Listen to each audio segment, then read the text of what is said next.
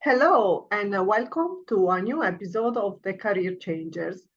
Our guest today is career changer Shani Jordan Goldman, a registered dietitian, diabetes educator, and founder of Nutrition Cheat Sheets. At the age of 30, she stormed out her first post-undergrad job without any money or idea on what was next. And today she's here to talk about her career change story. Hi, Shani. Thank you so much for Hi, joining us. I'm so happy to be here. Thank you for having me. Oh, and I'm really happy that you are here. So hopefully you can provide inspiration to our listeners. I hope so. So let's start with your background. How did you start your professional life, or better, what was your first job? I started working when I was like 15 years old. But after college, my very first job, I was a personal trainer. I was working in New York City gyms for almost 10 years, basically straight through my 20s. And that was really because I went to college without any idea what I wanted to do. And I graduated with like a really interesting degree that there's no job for it. And I was like, I don't know what to do. I had a friend, he was a trainer. He was just like, you can totally do it. So I did it. And I did it. I was a personal trainer for probably about 5 or 6 years before I went into management, into managing gyms and things like that. And that's sort of where that first big out of college job unraveled. Oh, so what was your dream job when you were a child? I really wanted to travel. And I don't think this existed when I was a kid, like back in the 80s. I don't think there was like travel writers. There certainly weren't bloggers. There weren't influencers or anything. But I always knew that I wanted to travel. And I always knew that I wanted to have an enormous amount of flexibility in my life. Like I sort of wanted to be able to get up and go whenever I wanted to and just see new places and be in like original, interesting places that I'd never been to before. And I think without really being able to say it because there weren't really words for it, I probably wanted to be a travel writer. I was really honest with myself back in the day. So, what did you do after that? I mean, you talk about your first work experience, but then what did you do for your about your education? What is your educational background? I graduated my undergrad. I went to college. I got an undergraduate degree. I graduated in 2002, so quite a while ago at this point. Just had my 20th college anniversary, college reunion.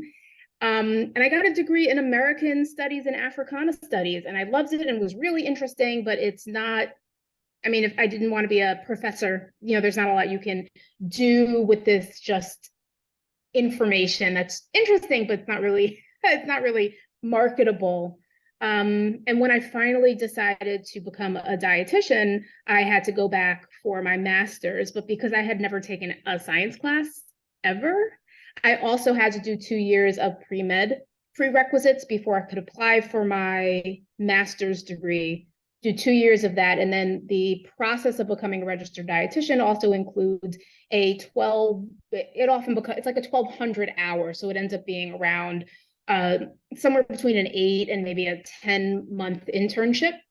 It's unpaid. You actually pay to be part of the internship program. And only when you complete that training, that level of training, can you then sit for your exam, which I passed, became a dietitian, a registered dietitian. It's not an easy process. You really got to be in it to decide to become a dietitian, especially as a career changer, and especially as somebody who had never, ever taken a science class ever.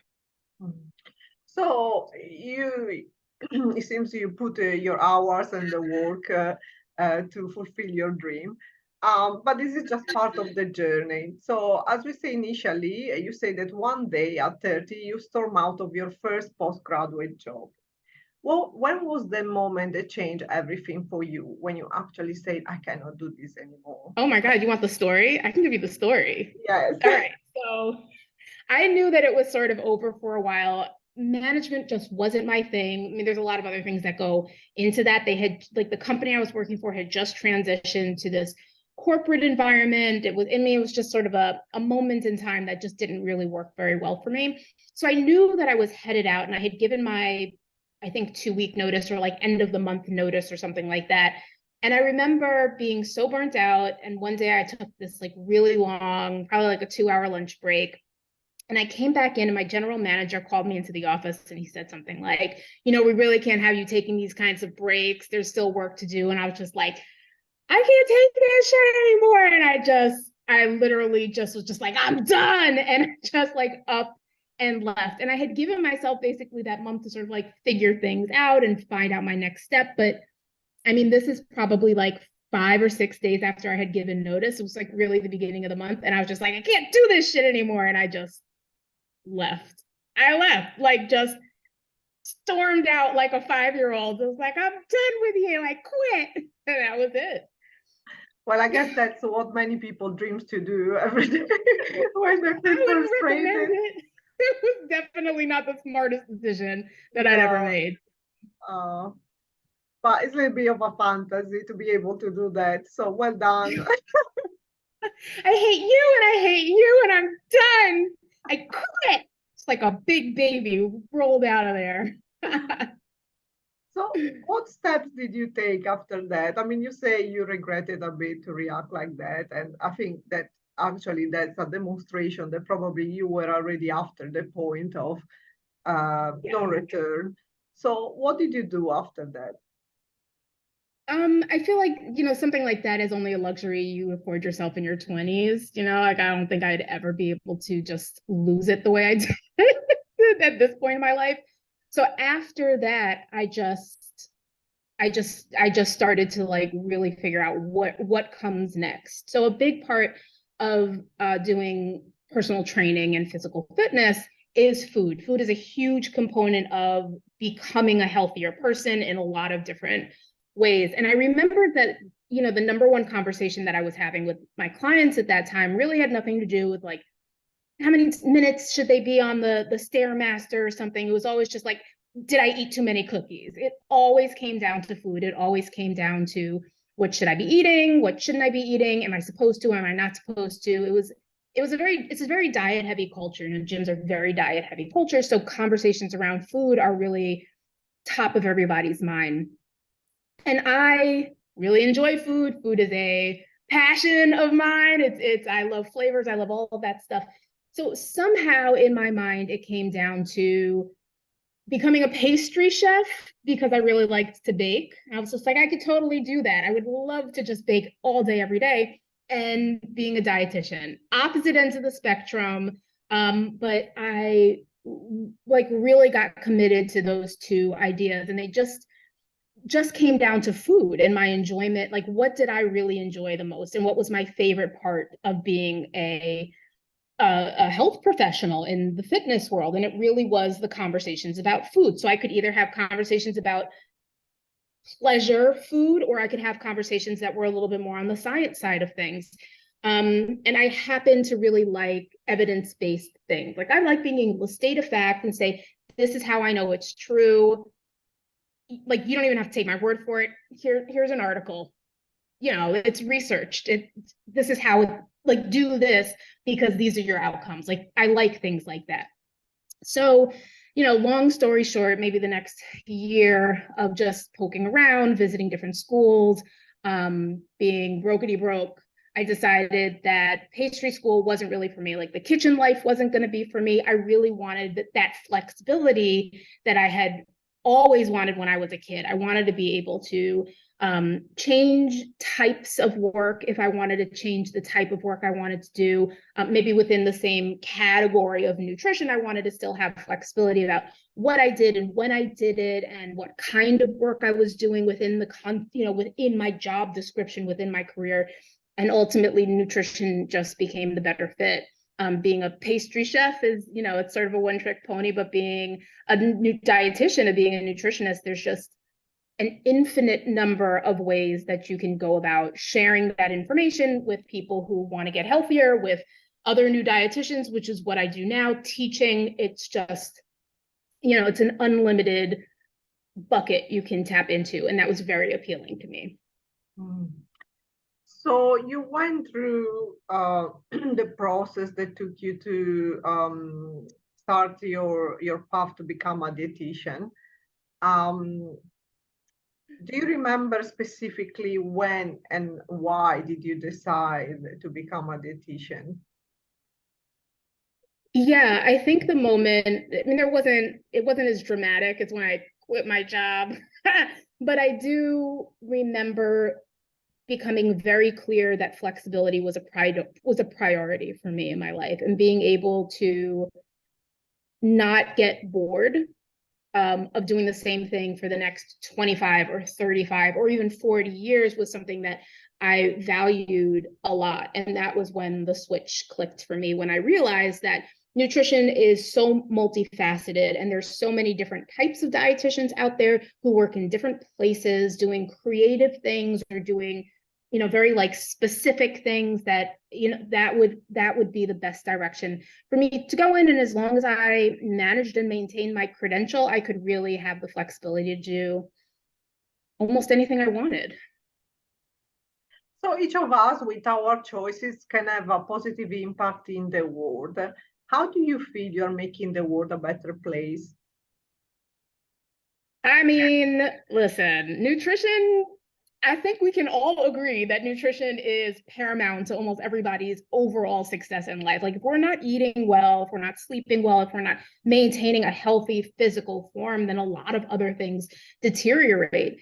And I learned very quickly that there's a lot of different, like I said, there's a lot of different kinds of nutrition you can do. You can talk to people who like just want to lose 10 pounds, like just help me lose these 10 pounds. But then you can also talk to people that were just diagnosed with diabetes, let's say, and they just don't know where to start. They don't know where to start. They just need somebody to hold their hand through that introduction. They need somebody to just give them a little bit of guidance that they can actually use, because I think a lot of us, particularly women, have the experience with doctors who maybe are not as attentive as we would like them to be, or they're a little bit more brusque when it comes to answering our questions. And I wanted to be part of a bigger process that allowed people an opportunity to get clear answers to the questions that they maybe felt embarrassed to ask a doctor, or the doctor just sort of like brushed over, or gave them like a very vague or unhelpful answer for. Like, I really knew that being able to support people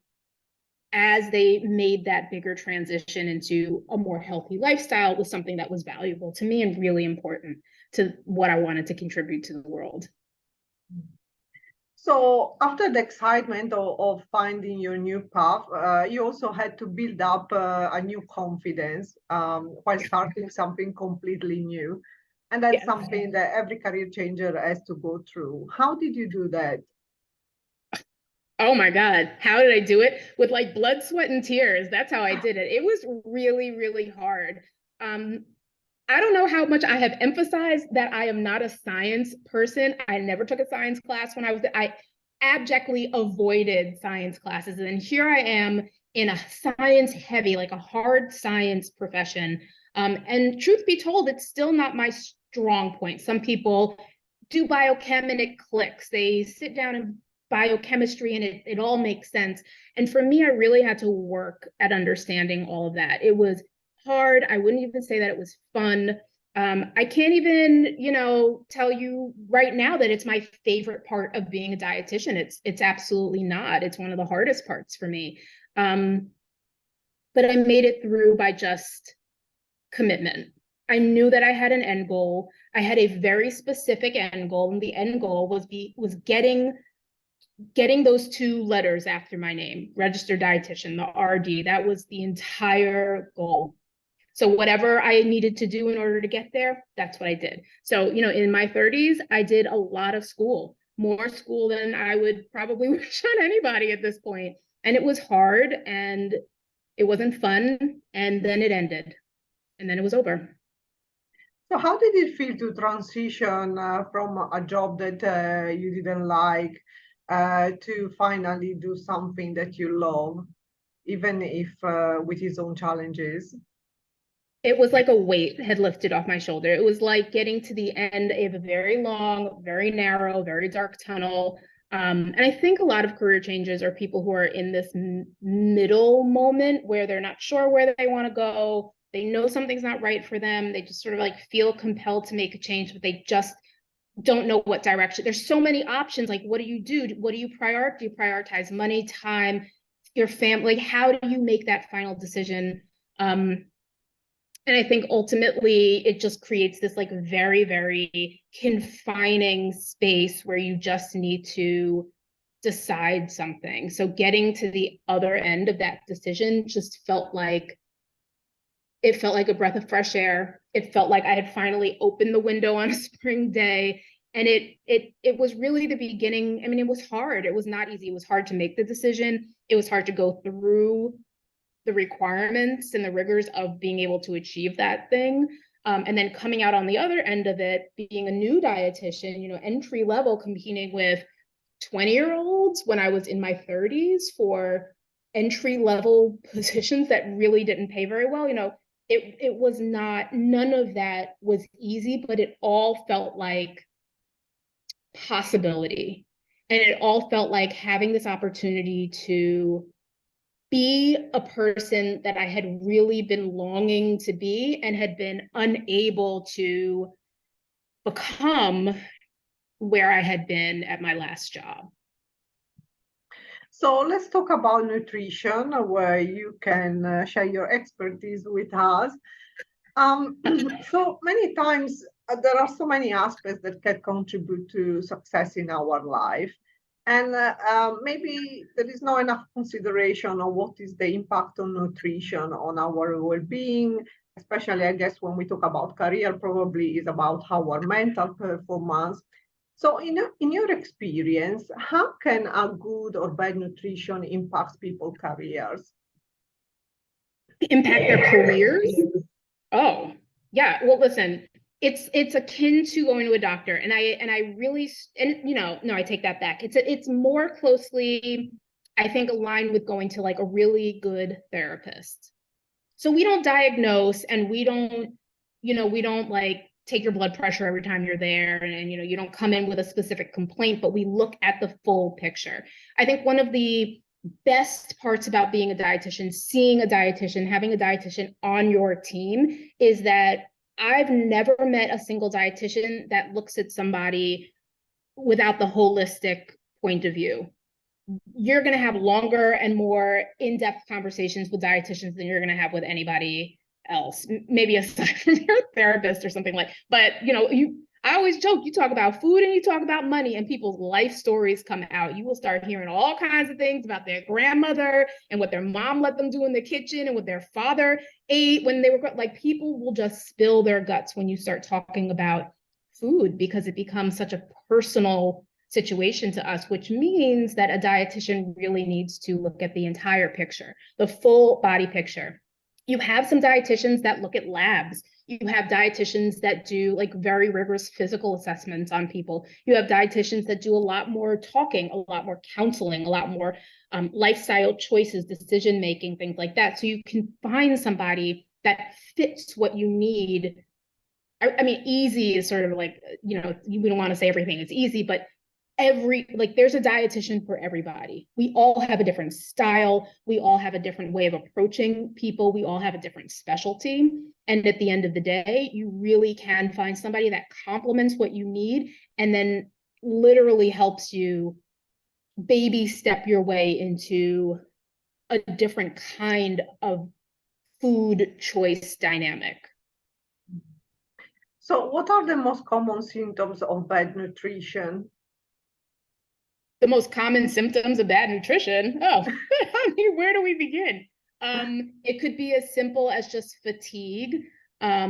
People get very committed to fad diets, and sometimes there's really beneficial side effects like rapid weight loss. And the flip side of that is you can have micronutrient deficiencies, macronutrient deficiencies. Some of these things can directly impact your overall health. Some of them can cause less noticeable things. Like I said, fatigue is a big one. Sometimes skin issues become apparent. Sometimes just like not being able to focus as much can be a big part of that. And then also just in general, your ability to sort of maintain and manage a healthy lifestyle, whatever healthy means to you. So for somebody who has diabetes, that could just mean keeping your blood sugar in a really healthy place, and it has nothing to do with your weight status. For somebody with kidney issues, it could mean getting up and getting to dialysis every other day while you're also like overhauling everything you're eating for the first time in your entire life. These are all big considerations, and people have all kinds of things that are very important to them. There's dietitians that focus on disordered eating habits, which don't necessarily mean that somebody is very, very skinny and we really need to get them fattened up, or conversely, somebody is extremely overweight and we really need to lose weight. It could just be a very unhealthy relationship with food, and being able to sort of step outside of that and being able to not just enjoy the food you're eating, because there's a lot of delicious food out there, but to also understand sort of like what healthy actually means and how can you bring that into your life that's realistic and long lasting. You will find a dietitian that can help you with any or all of those concerns or more. A lot of things I didn't even mention. So we all know there is a diabetes epidemic out there, and you are a diabetes specialist. So what are the ways to prevent diabetes, apart the obvious one that probably is to avoid sugar, I guess, but it's not sometimes all there the problem. Yeah, so the thing with diabetes is a lot of it's genetic. We can just start right there. I'm not saying that it's just all bad luck, but a good percentage of it is you have a higher likelihood of having type 2 diabetes if one of your parents or a close relative did. So that's a red flag, meaning something to keep an eye on. You just like you have people that die at 105 and they drank a bottle of whiskey every week and smoke 3 packs of cigarettes and are like, this is my nightly routine, guys. It just because it works for somebody else because they cut out sugar and now they never have diabetes doesn't mean you should never have a Snicker bar again in your life. Like the two things don't match up so neatly. So to really give you a realistic answer, as much as people hate this answer, it really is the truth. Moderation will always be a win. So sugar is okay in moderation. You don't want to eat 5 Snicker bars a day, but if you ate 1 Snicker bar a month, are you going to get diabetes? Absolutely not. Like you really need to just focus on the bigger picture, and the bigger picture being the healthier fruits and vegetables. You want your grains in there, and you want your proteins in there, and then sugar should be sort of a very bottom of the list side note. So what are the challenges that people with diabetes may face in their working lives? Getting your blood sugar under control is it's paramount. It's the number one thing. And for a lot of people, this can be very difficult because we don't talk to people about what a healthy diet is in a very basic sense. Fad diets don't necessarily equate to a healthy diet. We don't have conversations about what a really nice plate looks like, with half of it being maybe plant items and a third or a quarter of it being some sort of like protein or animal item or whatever it is that sort of floats your boat in that regard. We don't have conversations with kids about this. We don't have conversations with parents about this. So when you're faced with making a dramatic dietary change that hinges on your like longevity, literally, it can be overwhelming. It can be very, very intimidating. We were just talking about having a Snicker bar a month, once a month or something like that, no big deal. But now think about people that drink 2 liters of Pepsi every day. And it's just what they do. They don't drink water. They don't drink juice. They wake up with a Pepsi. They drink Pepsi for a snack. They go to bed with a glass of Pepsi. It's just what they do. And to help somebody transition out of that, and to help them rethink the daily habits that they're doing in order to help make sure that they can function and go to work and don't end up in the hospital, don't end up with kidney failure, don't end up losing a toe or something, being able to not walk anymore. This hinges on the daily food choices that they ultimately make. So before we approach the last section of our episode, if anyone would like to get in touch with you, how and where they can find you? Absolutely. If you are interested in learning more about becoming a dietitian, if you've got questions, if you have a niece or a nephew or a big brother or whoever, I am Shani. You can find me everywhere at nutritioncheatsheets.com, but also on Instagram. I have a YouTube. Like I'm very, very accessible. I try to make it very easy for you to get in touch with me. You can DM me. I get back to people as fast as I possibly can. You can also email me at Shani, SHANI, at nutritioncheatsheets.com. I welcome questions. I encourage them. If you've got any sort of questions about what it means to be a dietitian, this is really what I do every single day. So reflecting on your own journey and experience, what type of advice would you give to anyone during their journey to self-realization? Do it. Life is too short. Do it. Just like I think about this every single day. I mean, even now we're talking 10, 12, almost 14 years later, I'm still thinking like, what's the next thing? Like, what else is there? Life is too short to do one thing forever and ever. There's so many interesting and fun things to do. There's so many ways to stretch who we are as people and to learn the things that we never even knew we loved to do in the first place. Like the only way to do it is to try. And like, what's the worst that's gonna happen? What is the worst thing that you're not gonna like it? And go back to that thing that you were doing for the last 12 years or something like that. Fine, whatever, it's not going anywhere. You can always go back to that thing you wanted to quit anyway. But they always say when time is up and we're laying there taking our last few breaths, we never worry about the things we did do. We always are thinking about the things that we didn't do. And I would really encourage people to minimize that list as much as we possibly can, because we only get one shot at this. So let's make it a good one. Let's do it. Let's do great things together and stretch ourselves and have a good time. Let's do it. Yes. Let's do it. And really, the last question, if you could give yourself a piece of advice, what would you say to your younger self? It's so cliche, but I'd be like, like grow up and it's not going to be that bad. Like, don't be so scared. Even if it's scary, just do it. Just try it. I literally, Alyssa, I remind myself of this all the time. Like I come up with something, I'm just like, man, I'd really love to do this new thing, but for these 17 reasons, I don't think I can. And I always go back to that moment where I was just like, I just can't do it anymore.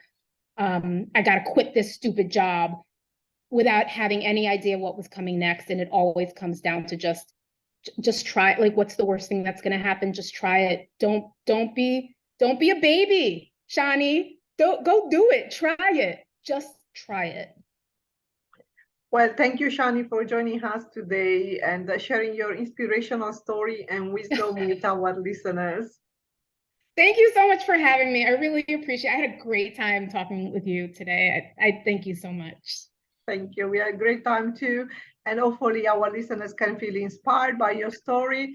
And also we want to remember to to subscribe to our channel and tune in next week for a new inspirational episode of the Career Changers. Thank you. Thank you.